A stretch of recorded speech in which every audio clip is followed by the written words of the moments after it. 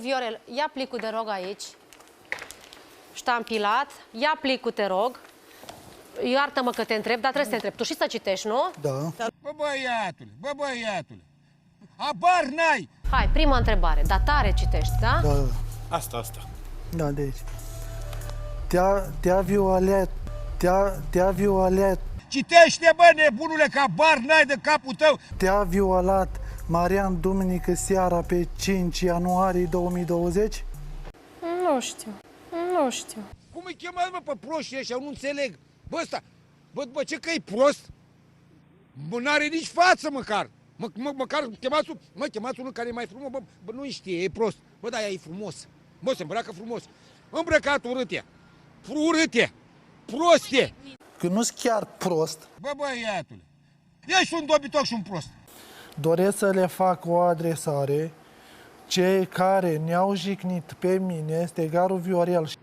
Păi, bă, dacă nu-l jignești, vine iar la televizor și iar minte. Haideți că puteți să-l întrebați orice vreți. Luați Păi telefonul de la da, mine. păi ce să-l întreb pe ăsta? Dar Alo, vorbește cu dumneavoastră. cum te cheamă, bă, băiatule, pe tine?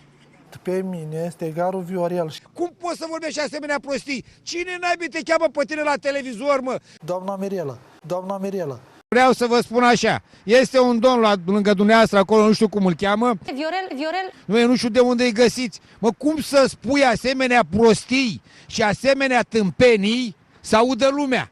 Noi eu chiar deștept, dar nici prost nu. Bă, băiatule, ești un dobitoc și un prost. Păi, dumneavoastră, dar dumneata, cum să spui asemenea prostii, că nu disperi omul, că nu mă interesa, să te-am liniștit la mine la birou.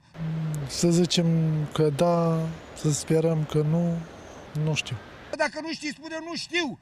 Păi te aduci în stare. Dacă mințiți lumea așa, la televizor. Da, sper că nu.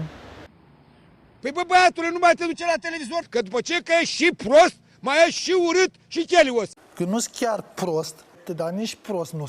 Bă, băiatule, habar n-ai. Nu suntem persoane reduse mental și nu vrem să fim batjocorit.